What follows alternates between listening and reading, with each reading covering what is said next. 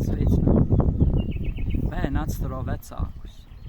Ja vecāku starpā ir konflikts situācijas, rupji vārdi, bērni to kāri uztvers sevi, un laika gaitā viņi kļūst tādi paši, kāds ir tas cilvēks bijis, kurš ir rupjs vārds runājis, pacels roku, lamājies.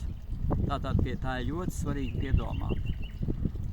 Un arī tad, ja tā ir noticis, tad lūdzu domās savā izlīdzinieties savstarpēji, lai meiteni izlīdzinājas ar savu vīrieti, kas varbūt ir bijis traki negatīvs un jau aizsien nav ģimenē, lai notiek izlīdzinājums.